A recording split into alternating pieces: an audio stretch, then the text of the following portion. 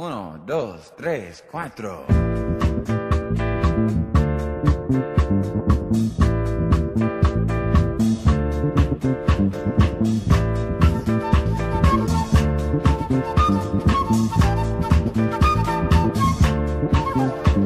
You see that black boy over there running scared? His old man in a bottle. He done quit his 9 to 5. Spirit as he was speaking. A man's worth is not built upon what he has. Amen. I don't want listeners, my listeners, our listeners, to think if you have less that you're not right with God. Amen, somebody. The Bible says the poor will be with you always. It's not our goal to be poor. Amen. But God administers what we need in accordance to what we can handle.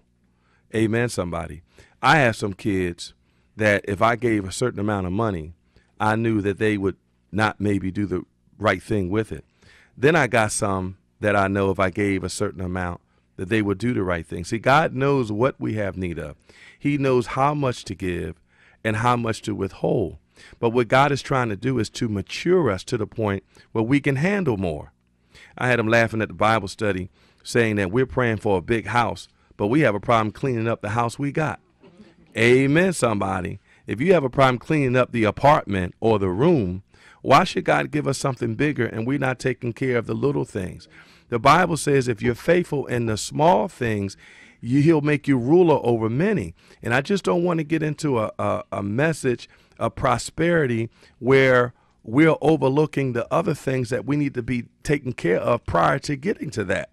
Amen. I was at a laundromat one time. My washer was down, and I was talking to a guy, and he had a Mercedes-Benz outside.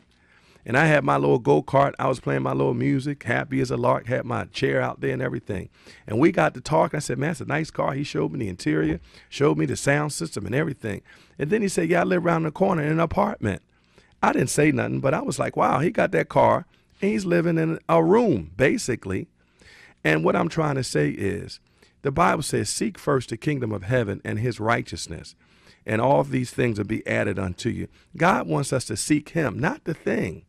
And he don't want us running after money. He wants to run after him. He said, seek first the kingdom of heaven and God's righteousness, and all these things shall be added. As you and I seek the Lord, the things that you have need of, he will add it to you. And I just don't want to get our message wrong. I don't want you running after things. I want you running after God. Amen. God said he knows what we have need of before we even ask. Amen, somebody. So I don't want nobody to hear the broadcast and start run. Oh, I got to do this. I got to do that. Listen, Jesus said, this is the work that you believe. One man asked, what can we do to gain eternal life? And the Lord said, hey, to believe. And it takes work to believe. The Bible says, don't labor for the meat that perish. Don't labor for meat that's going to be here today and gone tomorrow. He said, labor for that which don't perish. Amen, somebody. Labor in the word. Amen. Labor in the word and in doctrine. Amen. That'll keep you in the hard times. It's what you believe that's going to keep you, not what you have in your pockets. Amen. You give some folk a whole bunch of money, you wouldn't even see them in church on Sunday. Amen, somebody. They'll ride right by the church in that new car. Amen. God gave you what you need, and he gave us what we can handle. And when we can handle more, he'll give us more. I know I'm preaching better than you saying amen. I don't preach, I don't preach prosperity. I preach Christ and him crucified. Get saved. Amen. I'd rather see you broke in heaven than in hell with $1,000 in your pocket. I ain't trying to be smart or insensitive. Amen. I mean that in a godly way. Amen, somebody. Amen. But we're not taught to chase after no dollar. Amen. If you chase after God, he says, seek first the kingdom of heaven and his righteousness, and all these things shall be added unto you. When you follow, see, your blessing is in following the Lord. He already has set forth every blessing you would need. For an example, last week, I had to preach at the ministers' conference, but I didn't know. Usually the preacher gets up around 8:30. And I didn't know I had to preach. I hadn't been in a couple weeks. I kind of got out of sync with it. And I was out with my brother. We was out somewhere about to go see my sister. And somebody called me. Reverend Blue called me, texted me, and said, "You preaching today?" Reverend Mike Ted texted me and said, "You preaching today?" That's at 7 o'clock in the evening. The preacher get up around 8:30. I told my brother, "Take me home." And I went home, threw some water on my face, and went and preached. And the Lord met me there. Amen. And the Lord blessed me financially. Now listen, he blessed me because I was obedient. I was in the spirit.